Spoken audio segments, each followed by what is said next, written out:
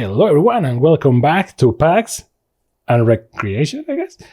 And today we're going to open something that I'm very excited about, even though I don't know what comes in the box, which seems to be my go-to when it comes to Yugi. Why am I excited? Because the Infinite Forbidden Exodia obliterate. They know what they're doing. See, they know what they're doing. When you find yourself in times of trouble, don't go to Mother Mary, go to the Konami marketing team, because they know that the way the game is right now is like, listen, the meta is the way it is. The entry barrier is kind of difficult. We tried with Speed Duel. God knows they tried. They really tried. They tried to make it easier, and they succeeded for a while. You have the game. They're developing that VR game that actually looks kind of sick, and I'm very excited for. And there are two types of Yu-Gi-Oh players: the ones that keep they are riding the wave. They know all the archetypes and they're doing the thing. And then you have the old guys like me. Old guys like me are easy to please. I see quarter of a century. I feel old. That validates me and depresses me too. I see first edition, I go happy, but then they put something that I recognize, in this case, Exodia, the Forbidden one, and they go, the Infinite Forbidden, cool. And then in the box, they just go, Exodia Obliterate. They know what they're doing. They know exactly what they're doing. It's not like, and this is the thing.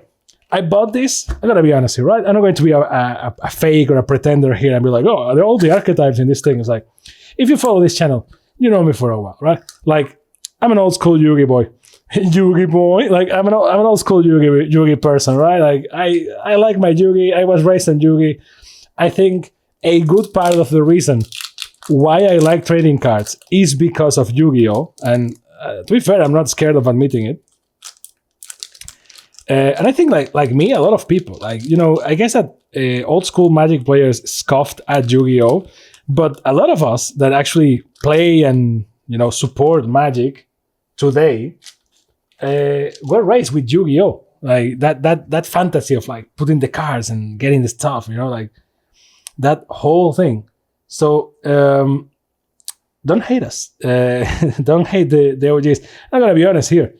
I could go to the internet, right, and be like, oh, let's see. Oh, these are the archetypes for this, and and try to explain it and whatnot. But let's be honest. If you're watching this video, there are three reasons why you will be watching this video. Reason number one, you are an active Yu-Gi-Oh player, in which case you already turned the video off. You're rolling, ooh, Shield of a Millennium, nice. And I love that they do this thing that is like, the concept is cool. They want to bring it back. So they add an extra word to it. It's like Shield of Millennium Dynasty.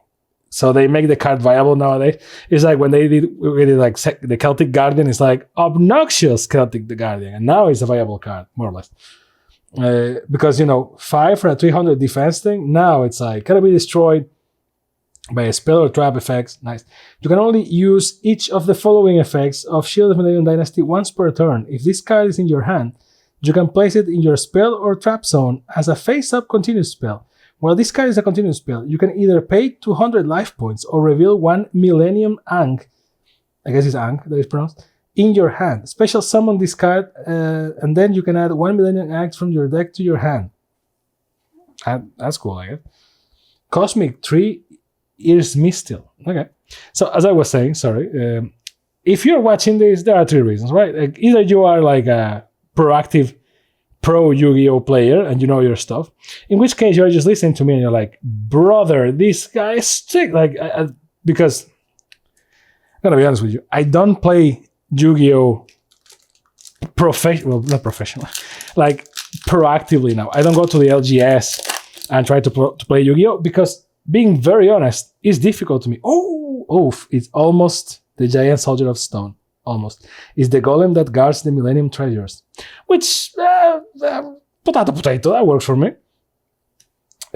So I tried, but I'm really just beyond salvation. So what I do is, I'm a casual Yu-Gi-Oh player, right? Which, hate me, I guess. I am that type of person that, I have my Lord of the Missing Barrows. What the hell? That's cool. Like, I am one of those persons that, it's like, well, I have my dual decks in here. I have the obelisk and and Slifer decks, and I play in my house with my friends and my partner. Like, it is what it is, you know. Like, I have a simple life. I tried to play in an LGS. I never felt both older. I guess that's how my parents feel when I try to explain to them any TCG. They was like, "Oh, what? Yeah, I guess." Like, with the advantage that I could understand everything that was happening, and yet I couldn't. I was like, because, you know, unless the partner that you get at the LGS is like a very good person that knows that you don't play often Yu-Gi-Oh, you have to read all these cards to know what they are doing. Or they have to explain them to you. Ooh, spell card, Monster Reborn. So, shit is crazy. This is a spell card of a spell card. That is pretty crazy. Target one monster in either graveyard, special summon it to your field. But for the rest of this turn, it cannot attack, and neither player can activate its effects. You can only activate one spell card Monster Reborn per turn. What the hell? This is the most meta card ever. 3-in-1, man. These guys are in all sorts of adventures. So if you get a good partner and they like explain and they wait for you, cool. But chances are that unless someone build a deck for you, or you build it looking at, you know, videos from people that actually are into the meta, you are not going to stand a chance. So they're just going to toy with you, and either they're going to be an edgelord, or they're going to be like friendly and just be like, yeah, dude, it's, you know, it's done. Don't fight anymore. It's done. And, you know, because you need to really read the card. Like, the people that play Yu-Gi-Oh competitively, not even like professionally, they just know these cards, right? And you can be like, well, it happens in Magic and Pokemon too. To a degree. If you're playing a standard in Yu-Gi-Oh, yes. If you're playing a standard in Magic, I would argue that, yes, you know more or less all the cards that are being used, and you know the archetypes. And if you go like every Friday night to your LGS, likely you're going to recognize them. But at least this is just a me opinion, right? So maybe I'm very wrong here. Let me know. But like, I feel that for Yugi, that's not the case. For Yugi, people just like look at these blue boxes. Like, it's not easy as like trample, whatever. It's like, you need to know this, or at least try. Some people will be cooler. Like, I met some dudes in the LGS that are just cool. I just like, oh yeah, please read it, and they are chill. But some other dudes are like, you know, they just go like boom, boom, boom, boom, and you're like, wait, I am old and I can't get up. Can you please Fiend Reflection of the Millennium, man? They just need to put Millennium in cards to get my attention. But you know, overall, it's cool. Well, this, for what I can see so far, is like we have some fusions, we have some link cards, no XYZ, some sync summons, a lot of effect monsters, and the usual Light and Sublimation Dragon, Mimigold Dragon, nice. 3-in-1 again. Cosmo Queen, the Queen of Prayers. Ah, this is the Cosmo Queen. Nice. See, I love when they do this shit. Call me old, yes, but I love it. They just bring an old card that was kind of cool, but not too much use, to be honest, and they make it useful, which is cool. Sapper Shrimp. See, people are losing their minds over at MTG because there is a Shrimp Commander now because of Edge of Eternities, and Yugi is just casually slinging shrimps. Like, wow, we have shrimps, we have everything, bro. Like, you guys go crazy for something silly. It's like, we haven't seen shit. Yugi has a capability, I guess the same as the show, but they have a capability of Finsmith Desiree. Look at that. Of like putting the edgiest cards out there, like cards that you're like, man, this is metal as hell, and then have stuff like this. So this is the beauty of Yu-Gi-Oh. This is why I love Yu-Gi-Oh. This is why I haven't given up on it yet. Like, this is the reason. It's like, you can make a deck of vehicles that have silly faces, or you can make a deck with the blue eyes white dragon and just, you know, be as edgy as Kaiba was. So see, like, you can have like Dora and be all cool, right? It's like, that's 10. It's like, oh, that's cool. See, like, oh, cool. Emblema Salvation. It's like, oh, we're starting to get hard. well, hard, I guess. We're starting to get, it's starting to go hard, sorry. Knighted, and then you have stuff like this. Even the hard names are kind of silly, and I love it. Knight Armed Dragon, the Armored Knight Dragon. It's like, what is this? I love it. And, I come to Yu-Gi-Oh! Like from time to time, because as I said, I try to collect it. I try to go for the, stuff, the old stuff that gets my attention. I'm a simple man, I'm trying to be a poser here. Mighting of the Millennium Moon. Nice. And look at that. Ragnarika Celine Snapper. The hell? All cool. And I know I think I say these in every Yu-Gi-Oh! Video in this channel, but man, I wish the cards were bigger. Not because I'm getting old and I can't read, which maybe, but it's just the art is so cool. I feel like the art in Yu-Gi-Oh! Cards is so underappreciated. Like these things, because Yu-Gi doesn't have like all the special treatments. Like they have special foils, yes, but they don't ever change, at least to my knowledge. Maybe I'm very wrong, but brew me. See? This is why I love this freaking game. Next to Light End Sublimation Dragon, Centurion Atri. Nice. Like they have special foil treatments, but they don't change the card that much. And man, it took me a while to recognize this. Of course I recognize this. This is a Fin Reflection. So a lot of these cards that I love that they are bringing back, by the way, are cards that, to be honest, I only recognize them because I played a lot the PlayStation 1 game. What was the name of the PlayStation 1 game for Yu-Gi-Oh? The first one, the one that you were like in ancient Egypt, and I knew a lot of people that were like, "Oh, this game is bad because you're not playing as Yu-Gi, you're like in ancient Egypt." It's like, bro, have you been listening to the show? That's the whole lore. You're playing as the pharaoh. That's the whole thing. It's like, no, I don't like it.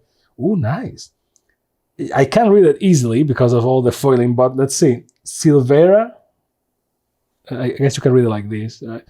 Silvera Wolftamer of the White Forest. Shit goes hard, brother. Look at that.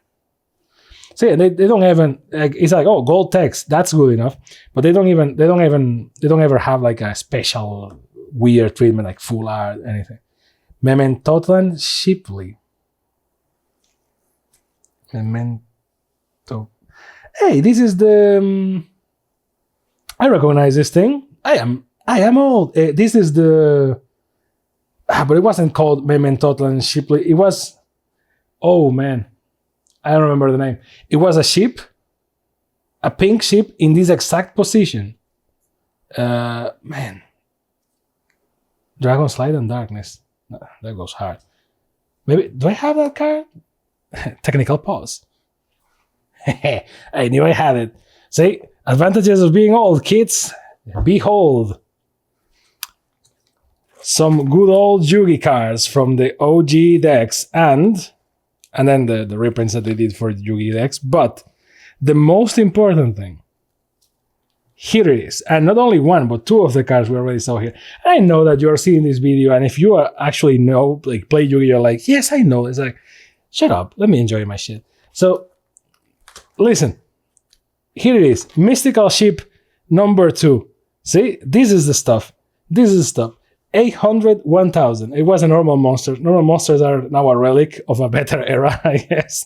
And here is the other. Fin Reflection number 2. See? 100,000, 100,000. 1,100 and 1,400. And a Japanese magician. It's to be honest, see, like, man, nice. I love this game. Now, going back to the unboxing, see? Mementotlan Shipley. Memento Mori, Mementotlan Shipley. Oh, man. I guess, yeah.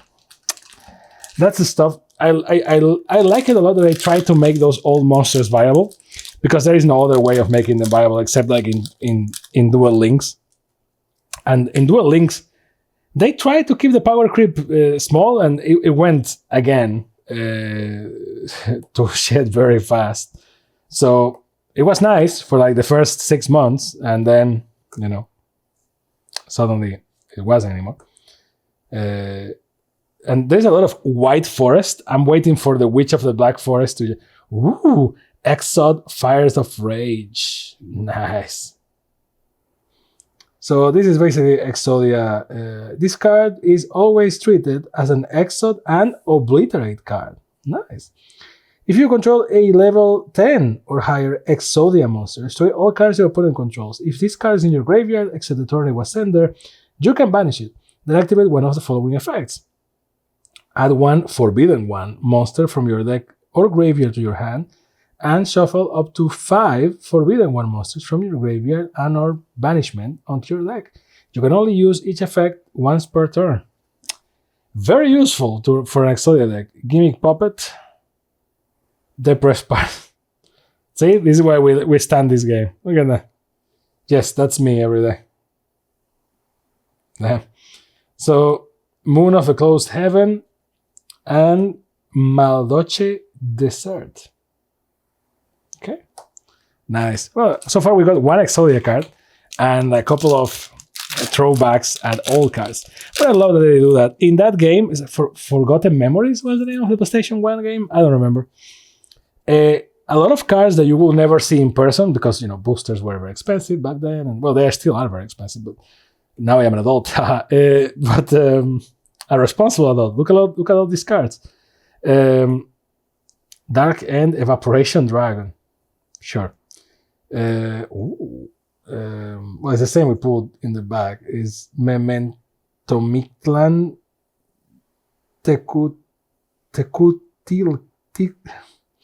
Mementomictlan Tecutlica Creation King. Damn. Paralyzing Mushroom. Kochobos, which is not to be mixed with a Chocobo. Hinamatsuri. Field Reflection of the Millennium. Maiden of the Millennium Moon. I guess there is a Maiden of something and I just can't remember the card. And all these Millennium cards are just throwbacks and other cards. We are halfway there, by the way. In that game, and also the Game Boy game, by the way. I also played the Game Boy. Which one it was? I don't know. It was one Game Boy game. I think it was the Game Boy Advance one. One of the Game Boy Advance ones. Man, I played... You actually play with these monsters. Mimigul Fin, which looks like a Toon monster. But it's not. Deep Sea Fiend. And in those games, since you have to start from the very bottom, you actually had to play with all those normal monsters that you will normally never use. You would... Like, a lot of those normal monsters were bad even when they were released. Like, they were not viable at all. Because if you had, like, a starter deck, which, you know, a lot of those were from the first boosters, like the Legend of Blue Eyes. So, technically, that was before the starter decks. But a lot of kids, like me, got their hands into Yugi because of the starter deck, because it was, like, a lot of cards for cheaper than a couple of boosters, right? So, Varar, Valmonican Concord. Okay, damn. Fiendsmith Lacrima. Blood Rain, is that you? So because of that, a lot of cards, when you got them, it was like they weren't very good. So I remember that in the streets, basically kids will use them as like betting fodder. Like, oh, if you win, you take these cards. Like, okay. And it was like low stakes because it was like cool drawings and cool monsters, but like just very bad cards overall, you know what I mean? Like, just meh. And they were bad even then, so imagine. And except in the video games. In the video games, you had to use them.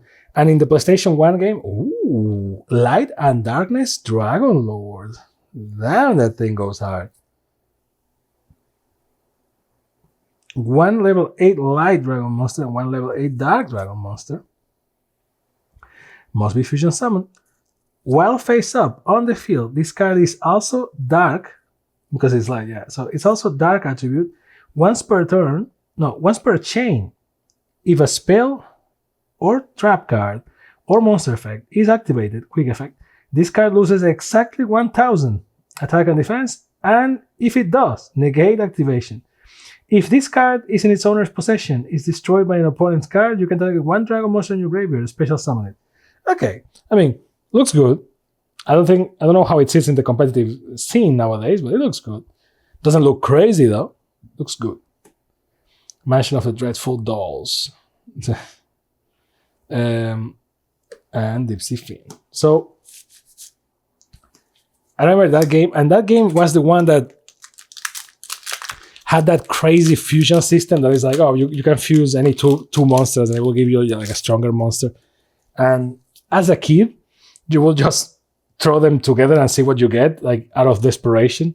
And then there was this YouTuber that did like a great video of like trying to beat it end to end perfectly, and Dragon's Light and Darkness. And what? Blazing Bombardment Beast. The hell? And it's like, okay, it's not completely random. It has to do more with the types and the elements of the monsters, which is fun that the game does that, because funny enough, we almost never do anything with that, like the attributes and the types. Like you could do stuff, but sadly, at least last time I tried to engage with Yugi again, a lot of cards are within the archetype, and the archetype is not necessarily here or here, is in the name. So it's like Finsmith, or all the Finsmith cards, or all the Millennium cards, right? That sort of thing. It's kind of a shame, but it is what it is. If they went with types more seriously, it will be closer to Magic, I guess, but at least it will be more robust. And this is the Cosmo Queen. I think I have this card there as well in that binder. Maybe. Cosmo Queen, the Queen of Prayers. No, went to check, don't have it. At least not in that binder. But I remember it pretty well because it was a 2,900 attack monster. It was crazy. And I can only dream of it. I pulled... I don't think I pulled that. I think I fought against that a couple of times. There was this kid. Then there was that thing. It was very like, ooh, Heretical Phobos Kobos. I love the Yugi names. And there is an XYZ monster. Cool. I remember back in the day, in the playground and all that stuff, it was a little bit like in the Dual Island, you know, in the Duelist Kingdom, because it's like everyone was using like the starter decks and whatnot. But if a kid pulled a good card in the couple of boosters that they got once, that would be like their signature monster, and they would shuffle badly just to always get that monster on the field, like as if it was like the commander from Magic the Gathering, and that would be like the one card that they never bet and stuff like that. And sometimes the card wasn't that good, but it was perceived as good and powerful. Like for example, if you had the Blue Eyes White Dragon, that's it. It was the most powerful normal monster. But some other monsters were very powerful too. I remember mine, because I was also a victim of this. I think I already said this in a video, but I don't know if it was in the same booster. I think maybe it was. If it was a Blessed booster. But I got the Sword Hunter and Jinzo, I think. I don't know if it was the same booster or two boosters the same day, something along those lines. Or I think it was two different boosters, to be honest. Because the Sword Hunter was my pet card for a while. And because I completely misinterpreted the rules of the card, so it was a lot more powerful in my hands than it was actually in real life. Because I was like, oh, it gets equipment. And then that card actually appeared in an episode of Yugi. I think it's when Yugi is playing against the Duke Devlin, I think. You know, the Dungeon Dice monster guys. Obliterates Blaze. One level 10 or higher monster on the field with Exodia in its original name gains these effects. You can pay half your life points, destroy as many cards in the spell and trap zones as possible, then equip 5 Forbidden One monsters from your hand to your deck to discard as equipped spells, then each give it 2,000 attack. Also, you cannot activate other cards' effects the rest of the turn. Easy enough to follow, I guess. If this card attacks a defense position monster, inflict piercing battle damage to your opponent. Obliterates Blaze, because there's another Obliterate card. Vesper Girsu, Maldoche Desert, Sapper Shrimp, and Moon of the Closed Heaven. And then it was Jinso. And Jinso, yeah, I also, not only me, but every kid misread that card. And, you know, Jinso was powerful already as it was, right? But in my playgroup when I was younger, that shit was crazy because you know that the effect of Jinso is basically no trap cards can be activated. But it's like for everyone. It includes your trap cards too. But as kids, no. Ooh, Driptron Meteonis Dadraconids. Damn, that name goes hard as hell. Machine Ritual Effect. I think it's the first ritual monster, unless I threw a ritual monster with the link summon. But damn, what a name.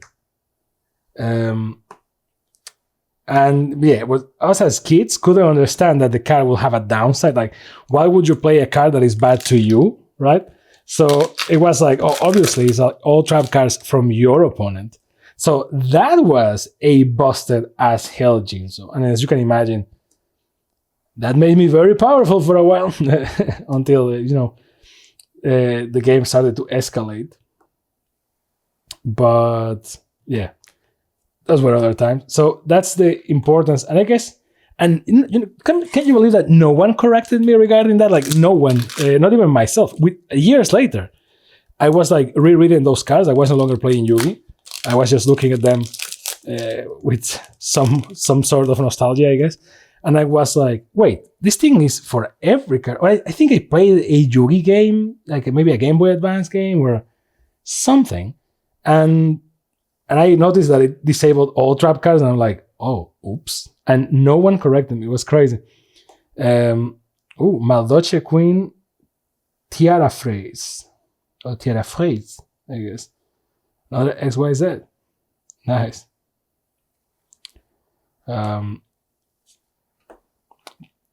To be honest, with time there is a lot, and there was a kid that had a Cosmo Queen. I'm pretty sure of that. Wouldn't bet my hand on it, but I'm pretty sure there was a kid with a Cosmo Queen. I remember that card too well for the type of card that it is. So I guess trauma, and trauma only comes in one flavor, which is when it's inflicted to you. And let's see, last booster. Gimmick Puppet Little Soldiers.